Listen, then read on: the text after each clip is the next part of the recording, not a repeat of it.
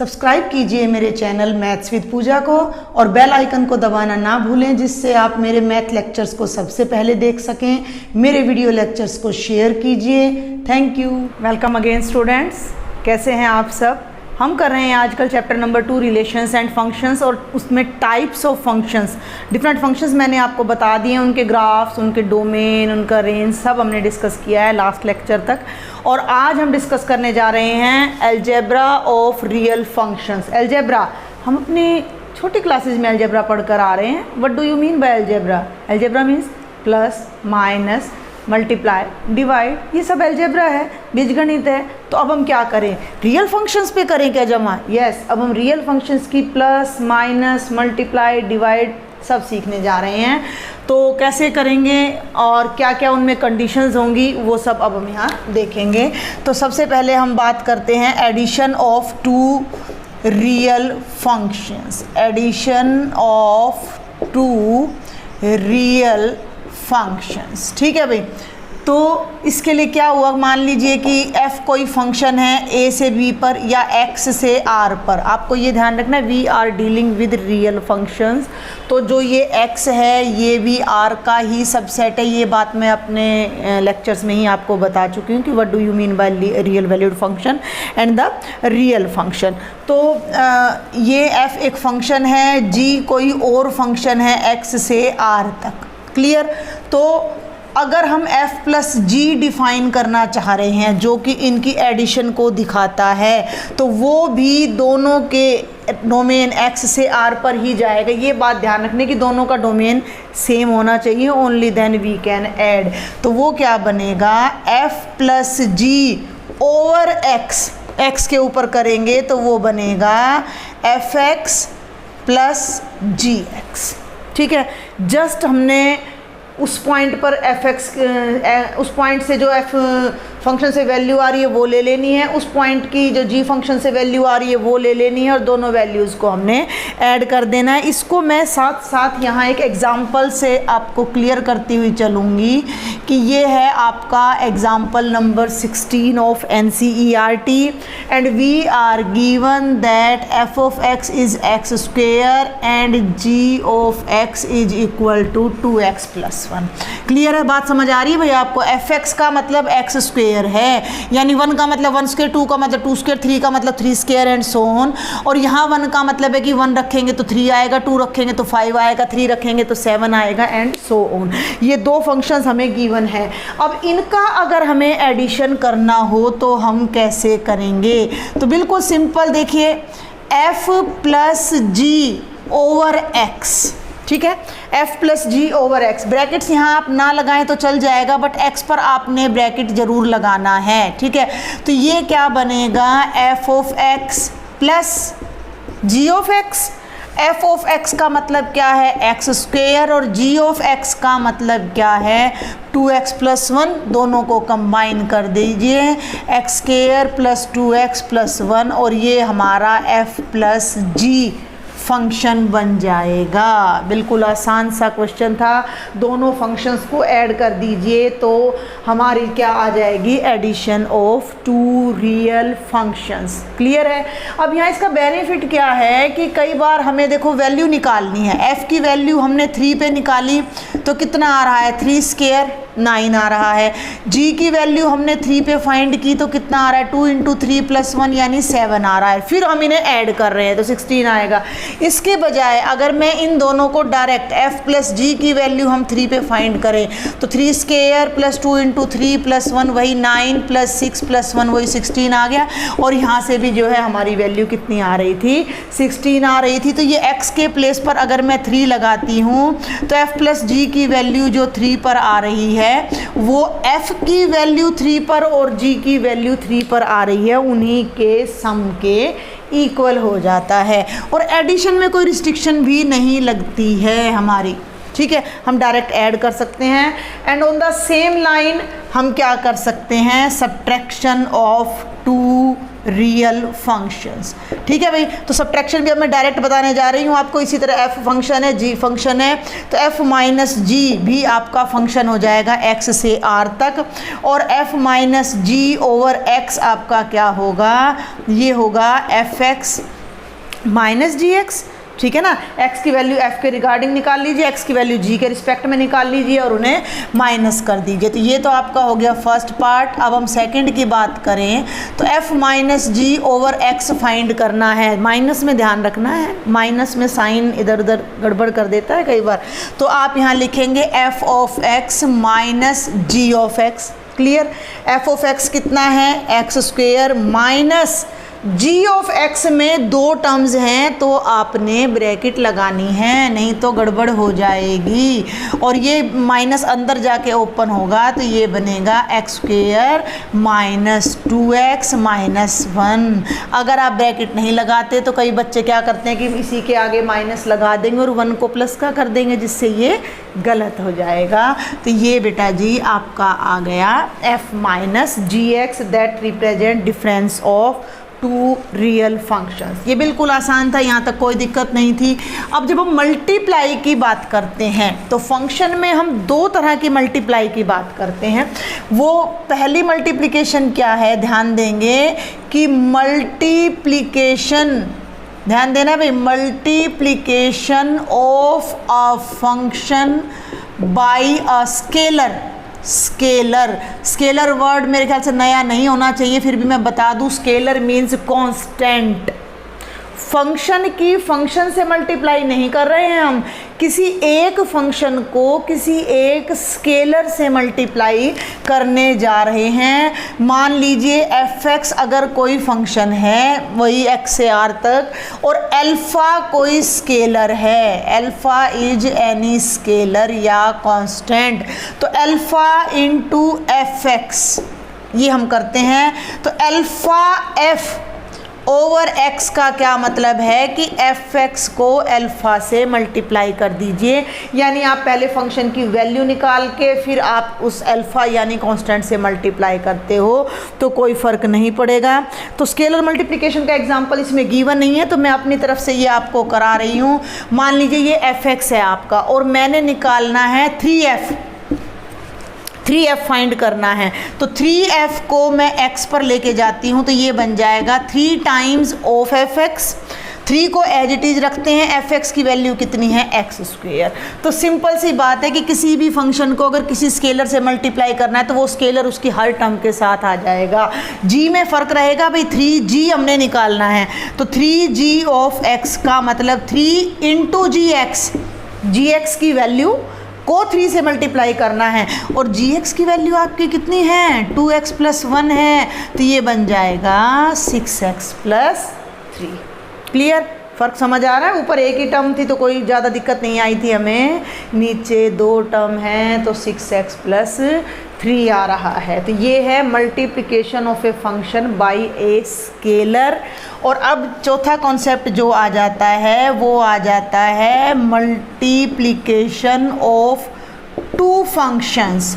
Multiplication of two functions, तो f और g अगर दो फंक्शन हैं और अगर हम उनकी मल्टीप्लाई करते हैं तो वो बनता है एफ जी एक्स, तो वो बन जाएगा f of x into G of X. आगे पीछे कर सकते हो, उससे कोई फ़र्क नहीं पड़ता, ये लिखने का तरीका हो जाता है। ये आप ध्यान रखना कि हम ऐसे लिखेंगे f ऑफ g पूरा के बाहर एक ही बार पहले x लगता है। तो यहाँ अब हम एग्जाम्पल नंबर 16 में आपसे मल्टीप्लिकेशन भी पूछ रखी है तो वो मैं अब आपको यहाँ कराने जा रही हूँ, f of g over x। तो ये क्या बनेगा, अब हम इसको सेपरेट करेंगे, f of x dot g of x। ठीक है भाई, f ऑफ x का मतलब है x स्क्वेयर और डॉट का मतलब है 2x प्लस 1, और 2x प्लस 1 में मोर देन 1 टर्म है तो आप यहाँ प्लीज़ ब्रैकेट ज़रूर लगाएं क्योंकि x स्क्वेयर को इन दोनों टर्म से मल्टीप्लाई करना है। तो ये हो जाएगा x स्क्वेयर को जब 2x से मल्टीप्लाई करिएगा तो 2x cube plus x square. तो ये आपकी आ जाएगी product of two real functions या multiplication of two real functions. और लास्ट कॉन्सेप्ट जो अब हमारा बच जाता है that is quotient of two real functions, या डिवीज़न भी बोल सकते हो। क्वोशंट का कई बच्चों को शायद ना पता हो। क्वोशंट माने भाग करना। आप याद कीजिए, अगर मैंने आपको रैशनल नंबर्स पढ़ाया और आपने ध्यान से पढ़ा है तो हम रैशनल नंबर्स को क्यू से डिनोट करते हैं, और वहाँ मैंने बताया है कि क्यू से क्यों डिनोट करते हैं, क्योंकि जब हम एक नंबर को दूसरे से डिवाइड करते हैं तो जो आंसर आता है, जो भागफल आता है, वो क्वोशंट होता है। इसलिए रैशनल नंबर्स भी पी बाई क्यू की फॉर्म में है तो उन्हें क्यू से डिनोट किया जाता है। तो क्वोशंट ऑफ टू फंक्शंस। अब यहाँ आपको एक पर्टिकुलर कंडीशन ध्यान रखनी है, वही बातें आ जाती हैं फॉर जी। अगर कोई दो फंक्शन हैं तो उनका जो डिवीजन होगा f बाई जी से लिखा जाएगा, और वो होगा f of x by g of x, बशर्ते विद द कंडीशन, जैसी कंडीशन हम रैशनल नंबर में लगाते थे कि p by q is not equal to 0, same here fx by gx, but gx should not be equal to 0। अगर किसी point पर ये फंक्शन 0 है तो वो पॉइंट हम अपने डोमेन में नहीं लेंगे। Got it? समझ आया? इसको मैं इस एग्जाम्पल से क्लियर कर देती हूँ। अब आपको 16th एग्जाम्पल ले रही हूँ मैं, यहाँ पर ध्यान देंगे। तो f बाय जी ओवर x क्या बन जाएगा?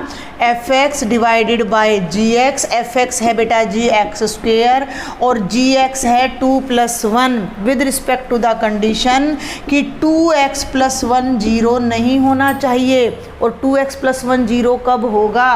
सॉल्व कर लीजिए आप इसको रखिए 0, 2x + 1 को 0 रखो तो 2x इज इक्वल टू आ गया -1 और x आ गया -1/2।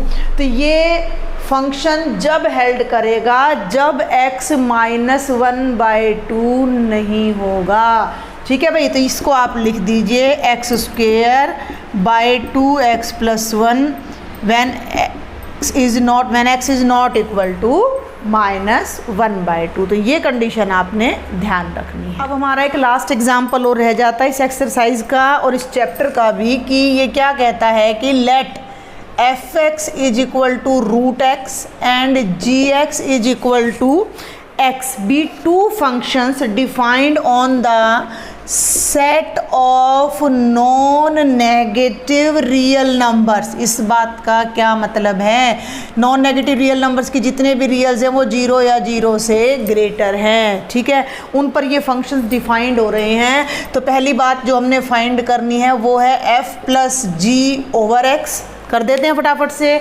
ये क्या बन जाएगा? fx + gx। तो fx कितना है? √x, gx कितना है? x। Question is done. Same second है आपका f - g ओवर x। वो कैसे निकलेगा? दैट इज fx - gx और वो हो जाएगा √x - x। Then third is product of two functions बेटा। तो ये हो जाएगा f gx is equal to fx into gx। अब ध्यान देना है, √x multiplied by x। √x का मतलब क्या होता है? √x का मतलब होता है x की पावर 1/2 इंटू x। और जब बेस सेम होता है while multiplying then we add the powers. तो ये हो जाएगा x is to power 1/2 + 1 that is x is to power 3/2 and the fourth part is division. ये लिखने का तरीका ध्यान रखना है। f बाई जी अकेला नहीं लिख देना, f बाई जी के साथ आप x लगाओगे, उस x को आप सेपरेट करोगे तो ये आपका बनेगा fx बाई gx। फिर आप लिखोगे √x बाई x। ध्यान देना है, वही फिर से बात आ जाती है कि x 0 नहीं होना चाहिए। तो इन्होंने कह भी दिया नॉन नेगेटिव रियल नंबर्स यानी 0 है, तो हमें ये बात यहाँ मेंशन करनी पड़ेगी कि x 0 नहीं होना चाहिए। Got it? अब ये हो गया x is to power 1/2 by x। तो ये हो जाएगा 1/x इज टू पावर +1/2 यानी कि 1/√x with the condition that x is not equal to 0। तो क्वेश्चन बेहद आसान है, बस ये थोड़ा लिखने का रिप्रेजेंट करने का तरीका आपको आना चाहिए। अब हम देखते हैं बेटा कुछ क्वेश्चंस एक्सरसाइज 2.3 के जितने भी इस लेक्चर में हो जाते हैं। इसमें 2 ही मेन क्वेश्चन है जिनमें डोमेन और रेंज बताना है, बाकी अदर क्वेश्चन बहुत ज़्यादा सिंपल हैं। तो जो फर्स्ट क्वेश्चन है आपका, उसमें आपको पेयर्स गिवन है और क्या कहा गया है कि which of the following relations are functions. तो पहला रिलेशन आपको ये गिवन है भाई, मैं साथ साथ बताती जा रही हूँ कि करना क्या है कि इनमें से कौन कौन से फंक्शन है। अगर कोई फंक्शन है, गिव रीजंस, तो रीज़न देना है, और अगर कोई फंक्शन है तो आपने उसका डोमेन और रेंज भी बताना है। क्लियर? तो ये आपका सेट गिवन है रिलेशन का, सेट बिल्डर फॉर्म उसमें, और सॉरी रोस्टर फॉर्म में। तो मैंने आपको बताया था कि आप ना एक एरो डायग्राम बना लो, उसमें बहुत आसानी आपको हो जाती है। पहले एलिमेंट्स लिख लो वहाँ 2, 5, 8, 11, 14 और 17, और राइट में केवल 1 है, यानी 2 की भी 1, 5 की भी 1, 8 की भी 1, 11 की भी इमेज 1, 14 की भी 1 और 17 की भी 1। तो एक एलिमेंट की एक ही इमेज आ रही। फंक्शन में मैंने क्या बताया था कि फर्स्ट एलिमेंट 2 बार नहीं आना चाहिए, फर्स्ट एलिमेंट फर्स्ट नंबर पे 2 बार नहीं आना चाहिए। इसका मतलब हर एलिमेंट की एक यूनिक इमेज आ रही है ना, 2 की इमेज 1 आ रही है, 5 की 1 आ रही है, 8 की। तो आप इसको ऐसे ले सकते हो कि ये 6 बच्चे हैं और ये उनके फादर हैं, हो सकते हैं, ऐसी कोई पॉसिबिलिटी ऐसा नहीं है कि हो नहीं सकता भाई। ये ए के फादर भी यही हैं, बी के भी यही हैं, सी के भी यही हैं, तो सबके फादर सेम हो सकते हैं ना। तो हर एलिमेंट की एक ही यूनिक इमेज हो रही थी। Yes it is a function, यहाँ लिखेंगे yes it is a function because each element of domain, जो डेफिनेशन मैंने आपको लिखवाई है वो लिख दीजिए, has each element of domain has unique image. Clear?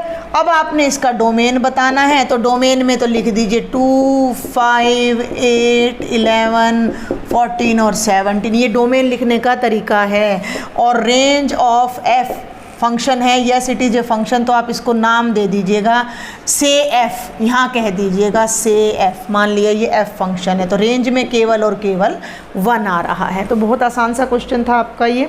Second भी आपका आसान ही है। सेकंड को मैं डायरेक्ट कोशिश करती हूँ कि यहाँ पर हम सीधा डायग्राम बना लेते हैं। फर्स्ट एलिमेंट है 2, 4, 6, 8, 10, 12 और 14। क्लियर? और सेकंड नंबर पे आपका आ रहा है 1, 2, 3, 4, 5, 6, 7। 2 की इमेज 1 है, 4 की इमेज 2 है, मतलब हर एलिमेंट अपना हाफ से जाके मिल रहा है। तो yes it is a function, आप कर लीजिएगा इसको, बिकॉज ईच एलिमेंट है जो यूनिक इमेज। डोमेन में पूरा फर्स्ट सेट आ जाएगा, रेंज में पूरा सेकंड सेट आ जाएगा। तो ये आपका part number second question number 1 का। And now part number 3। देखिए 1, 5, अब ध्यान देना है 1, 5 नहीं है, 1, 3 है, और ये 1, 5 है, और ये 2, 5 है। 1 की इमेज 3 भी आ गई और 1 की इमेज 5 भी आ गई। यहाँ पहले नंबर पे 1 है और 2 है, दूसरे नंबर पे 3 है और 5 है। 1 की इमेज 3 है, 1 की इमेज 5 है और 2 की इमेज 5। एक अकेला गेस्ट 2 चेयर पे बैठा है, तो ये तो गलत है ना, ये तो गलत है। तो आपने यहाँ इसको देखना है कि एक एलिमेंट की 2 इमेज नहीं होनी चाहिए। मैंने क्या बताया था, डोमेन से 2 एरो नहीं कटने चाहिए। अगर हम इस पेयर की बात करते हैं तो एक एलिमेंट 2 बार नहीं आना चाहिए। ये सब बातें जब मैंने फंक्शंस और उसके एग्जांपल्स कराए हैं तो मैंने उन लेक्चर्स में बहुत अच्छे से बताया है। अगर आपने उनको नोट्स बना के अपनी नोटबुक में लिखा है तो, या ऐसे रैंडमली देख के आपने स्किप कर दिया है तो कुछ नहीं किया जा सकता। आप उन मेन बातों को नोट करें, बार बार प्रैक्टिस करें। तो इन दोनों का सेम इमेज आ रही है तो it is not a function. आप लिखेंगे कि नॉट अ फंक्शन, यस नहीं sorry no it is not a function. Function क्यों नहीं है कि एक एलिमेंट की 2 इमेजेस आ रही हैं, बिकॉज 1 हैज़ 2 डिस्टिंक्ट इमेजेस। 1 की 2 अलग अलग इमेजेस आ रही हैं जो कि रोंग हैं। एक एलिमेंट की एक यूनिक इमेज आनी चाहिए एज पर डेफिनेशन। तो ये बहुत आसान सा आपका फर्स्ट क्वेश्चन था। Now we will do question number 2। Find the domain and range of following real functions. 2 functions हमें गिवन है, एक फंक्शन तो हम अपने एग्जाम्पल्स में कर भी चुके हैं। तो जो फर्स्ट पार्ट है वो आपका है बेटा f(x) is equal to minus of modulus x। Clear?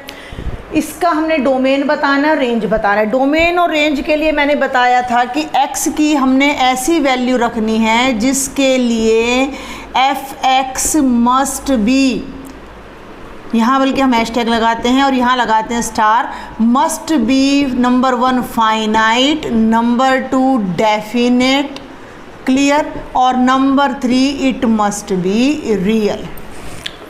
Finite, definite and real, ठीक है। तो ये जो है अभी इससे पहले वाला जो लेक्चर मैंने अपलोड किया था जिसमें मैंने मॉडुलस, सिग्नम और आपके ये ग्रेटेस्ट इंटीजर फंक्शन बताए हैं, वहाँ हम इस फंक्शन को कर चुके हैं। अगर मैं ये माइनस का साइन हटा देती हूँ तो आप याद कीजिए ये है modulus function. f(x) = mod x मैंने आपको बताया था, और मैंने ये भी बताया था कि ये always greater than equal to 0 होता है। जिन बच्चों ने वो लेक्चर नहीं देखा वहाँ जाकर mod x की अच्छे से एक्सप्लेनेशन मैंने की हुई है, उसको देखें। तो mod x तो हमेशा 0 या 0 से बड़ा आएगा।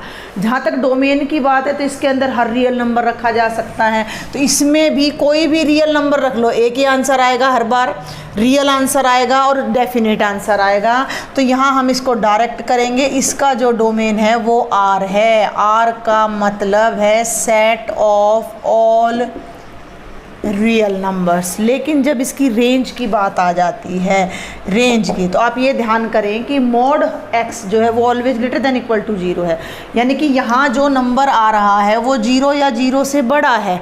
अगर मैं इस नंबर के आगे माइनस लगा दूँ, भाई 5 है, 0 या 0 से बड़ा है, अगर मैं इसके आगे माइनस लगा दूं तो ये 0 से छोटा हो जाएगा। तो सेम हेयर जो -x है वो लेस देन या इक्वल टू 0 हो जाएगा। तो रेंज के लिए हम लिखेंगे because we know that mod x is always greater than equal to 0, ठीक है। मॉडुलस फंक्शन की जो रेंज है वो क्लोज इंटरवल 0 टू इन्फिनिटी है। आप उस लेक्चर को देखें, जस्ट इससे पहले वाला ही लेक्चर है वो। तो mod x is greater than equal to 0, तो it implies minus of mod x क्या हो जाएगा, less than equal to 0। Minus mod x का मतलब है कि ये जो फंक्शन है इसकी ये जितनी भी वैल्यूज़ आ रही हैं ये सारी की सारी वैल्यू 0 या 0 से लेस आएंगी। तो इट मीन्स इस फंक्शन की जो रेंज है वो -∞ टू 0 हो जाएंगी। समझ आ रही है मेरी बात आपको? इसके लिए भैया आपको मॉडुलस फंक्शन समझना बहुत ज़रूरी है। मॉडुलस फंक्शन में मैंने आपको बताया था कि जो भी वैल्यू आप उसमें इंसर्ट करेंगे तो अगर x greater than equal to 0 है तो एज इट इज़ रह जाता है, और अगर x लेस देन 0 है तो माइनस बन जाता है। लेकिन ओवरऑल ये सारी value greater than equal to 0 आती है। तो इस पूरे का जब हम नेगेटिव करेंगे तो वो सारा लेस देन इक्वल टू 0 आ जाएगा। और लेस देन इक्वल टू 0 का कॉन्सेप्ट भैया आप सेट का चैप्टर कर चुके हो, अब आप इंटरवल्स समझ सकते हो। तो लेस देन इक्वल टू 0 का हम नंबर जब शो करेंगे तो हम अपने इंटरवल की फॉर्म में ही शो करने जा रहे हैं, तो वो हो जाएगा -∞ से 0 तक। अब सेकंड पार्ट को हम थोड़ा ध्यान से समझेंगे क्योंकि इस तरह का कोई हमारे पास एग्जाम्पल भी अभी तक नहीं आया है। f(x) = 9 - x² का अंडर रूट। इस फंक्शन का हमने डोमेन बताना है, रेंज बताना है। डोमेन का मतलब इस फंक्शन में हम x की कौन सी वैल्यू रखें कि रखने के बाद वो वैल्यू फाइनाइट होनी चाहिए, डेफिनेट होनी चाहिए और रियल। तो यहाँ मैं क्लियर कर दूँ कि हमें मेन जो प्रॉब्लम आती है किसी फंक्शन की डोमेन और रेंज निकालने में, वो दो तरह के फंक्शंस में आती है। एक तो हमें स्क्वायर रूट के फंक्शन में आती है और एक हमें रैशनल फंक्शन में आती है जहाँ हम डिवीजन करते हैं। रैशनल फंक्शन की तो दिक्कत हमने डिस्कस की भी थी, मैंने डिवीजन भी आपको करा दिया है, ऑफ डिवीजन ऑफ टू, ये डिवीजन ऑफ टू फंक्शंस इसी लेक्चर में कराया है, और मैंने रैशनल फंक्शन भी आपको कराया है। तो उसमें मैंने आपको बताया है कि g(x) is not equal to 0 होना चाहिए। तो जब इस तरह का कोई फंक्शन दे रखा है तो वो पॉइंट्स आपको हटाने हैं डोमेन में से जिन पर आपका डिनोमिनेटर 0 के इक्वल आता है। अदरवाइज समथिंग बाय 0 अनडिफाइंड हो जाता है, रियल नहीं रहता है। सेकंड केस आ जाता है अंडर रूट का।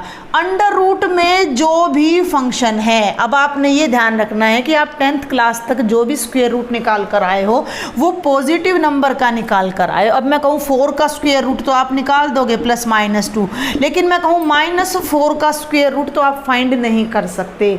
हम करेंगे 5th चैप्टर में करेंगे जाकर, अभी आपने ये सीखा नहीं है। और वैसे भी इस पूरे चैप्टर में हम रियल फंक्शंस की बात कर रहे हैं। तो अगर ये नंबर नेगेटिव होगा, ध्यान से समझ आए मेरी बात को, कि ये नंबर अगर नेगेटिव होगा, ये नंबर अगर नेगेटिव होगा तो जो इसका स्क्वायर रूट आएगा वो रियल नहीं आएगा।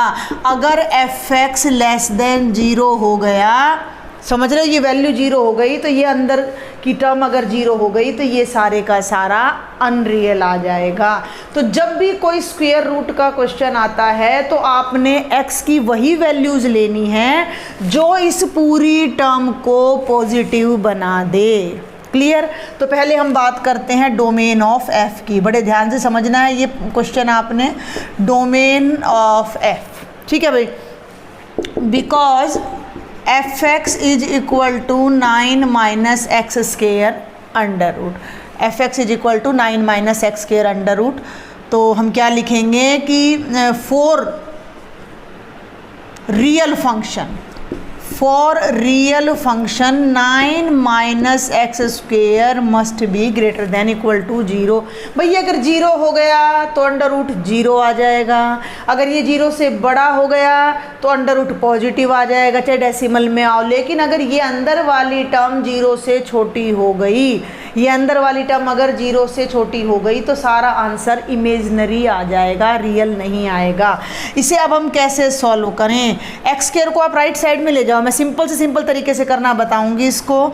तो 9 is greater than equal to, minus का था राइट में जाके प्लस का हो जाएगा एक्स स्क्वायर, ठीक है। अब एक बात आप यहाँ छोटा सा सिंपल सा भाई मैथ को समझो, मैं कह रही हूँ a is greater then b, ठीक है।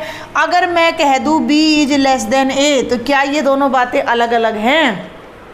एक तरफ मैं कह रही हूँ a is greater then b, दूसरी तरफ मैं कह रही हूँ b is less then a, कोई फ़र्क है? बात तो वही है। जिन बच्चों को समझना है मैं बता दूँ, ये जो वर्टेक्स है, ये जो शीर्ष है, जो चोंच बोलते हैं जिसको, ये जो पिन पॉइंट है ये b की तरफ है, इट मीन्स b छोटा है, जो ओपन एरिया है वो a की तरफ है, a बड़ा है। यहाँ भी तो वही बात चल रही है, b मैं घुमा के इधर ले आई तो मैंने साइन भी बदल दिया, और a मैं इधर ले आई तो b a से छोटा है। तो मैं इसी बात को मैं ऐसे भी लिख सकती हूँ कि x square is less than equal to 9, यानी कि हमें x की वो वैल्यूज लेनी है जिनको रखने पर x का स्क्वायर 9 या 9 से लेस आए। अभी आपने इनइक्वालिटीज़ भी नहीं की हैं, कुछ भी नहीं किया है, तो हम इस क्वेश्चन को डायरेक्ट करेंगे, कोई भी दिक्कत नहीं है इसको डायरेक्ट करने में। 1 2 3 4 आप ज़्यादा करें तो एक नंबर लाइन ज़रूर प्लॉट करके दिखा दीजिएगा, उससे अच्छा इफेक्ट पड़ता है। अब आप ये देखो बिल्कुल सिंपल तरीके से कि इनमें से ऐसी कौन कौन सी वैल्यूज़ हैं जिनका स्क्वायर 9 है या 9 से कम है। 3 का स्क्वायर 9 है और 4 का स्क्वायर 16 है, तो हमें 4 तो चाहिए नहीं क्योंकि 4 का स्क्वायर 9 से ज़्यादा आ जाएगा। 3 से पीछे हटो तो 2 का स्क्वायर 4 है जो कि 9 से कम है, 1 का स्क्वायर 1 है जो कि 9 से कम है, 0 का स्क्वायर 0 है जो कि 9 से कम है। ध्यान से समझना, -1 का स्क्वायर 1 है जो कि 9 से कम है, और -3 का स्क्वायर 9 है जो कि 9 के इक्वल है। तो हमारी जो वैल्यूज़ आएंगी वो ये आएंगी, -3 से लेकर 3 तक के बीच के जितने भी रियल नंबर्स हैं।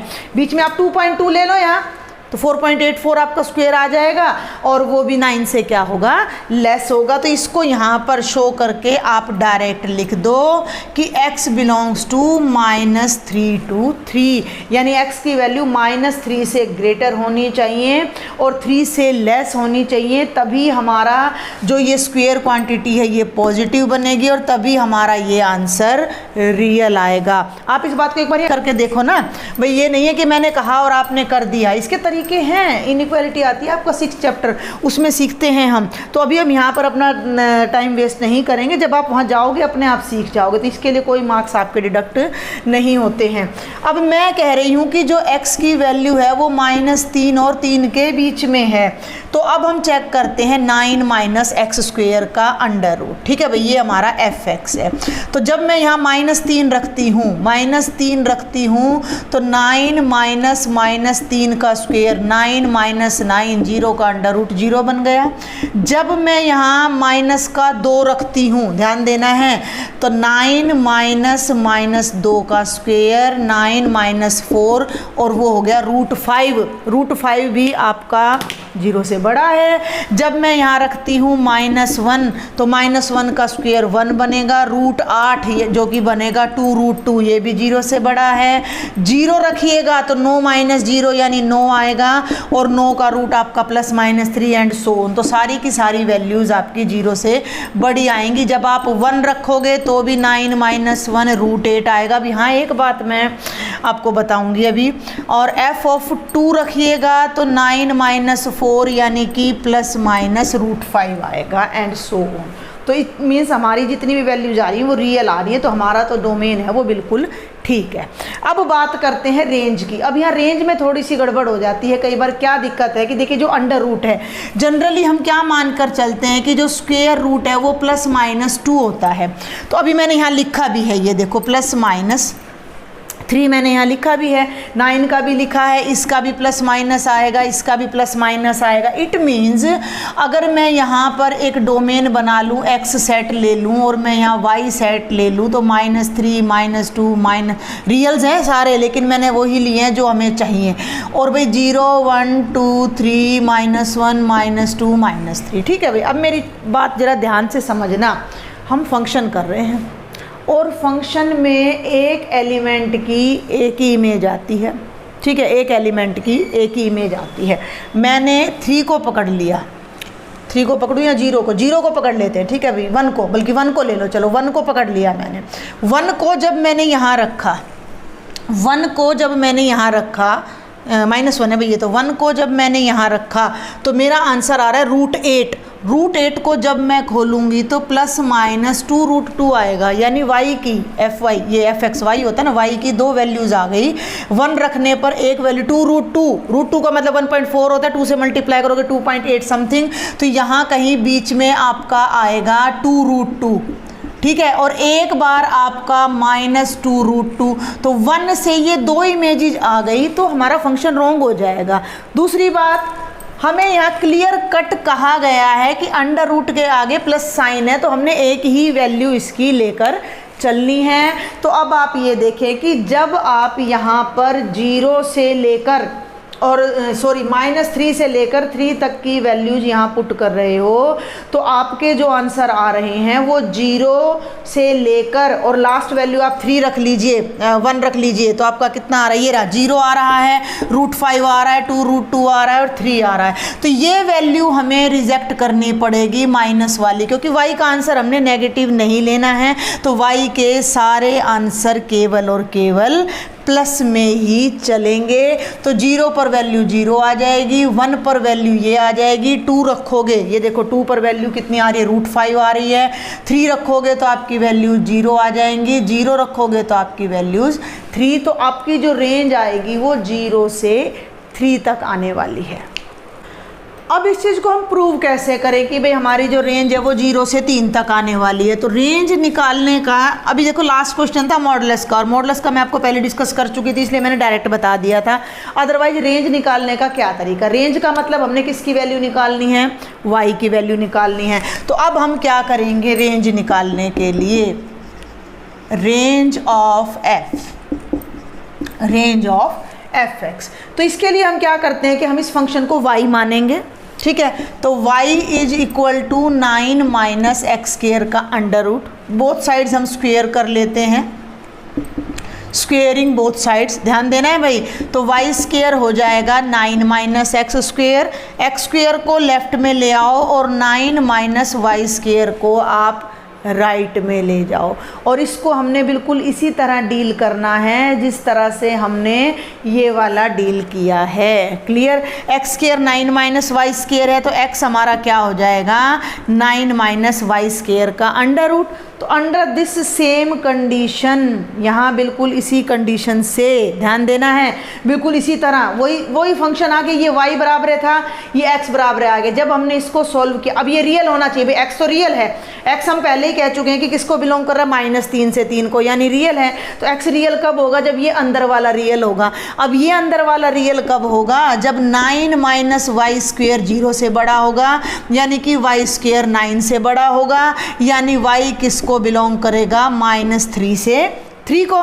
ठीक है, अब हमें लगेगा कि y की वैल्यू तो -3 से 3 के बीच आ गई, तो ये हमारी रेंज हो गई, लेकिन ऐसा नहीं है।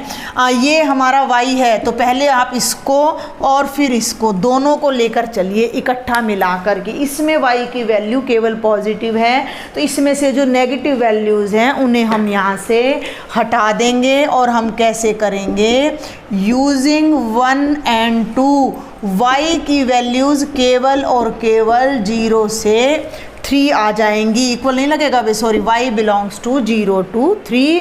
तो जो हमारी रेंज ऑफ फंक्शन आ जाएगी वो आपकी क्या हो जाएगी, 0 to 3। इस क्वेश्चन को मैं एक बार फटाफट से फिर से रिपीट करना चाहूँगी कि ये आपका फंक्शन है 9 - x² का अंडर रूट। आपने इसकी डोमेन और रेंज बतानी है। डोमेन का मतलब x के प्लेस पर आप क्या क्या वैल्यूज़ रख सकते हो कि ये फंक्शन रियल, फाइनाइट और डेफिनेट आ जाए। तो अंडर रूट का मैं आपको बता चुकी हूँ कि अंडर रूट के अंदर की टर्म हमेशा पॉजिटिव होनी चाहिए या 0 होनी चाहिए, मिनिमम 0 मैक्सिमम पॉजिटिव।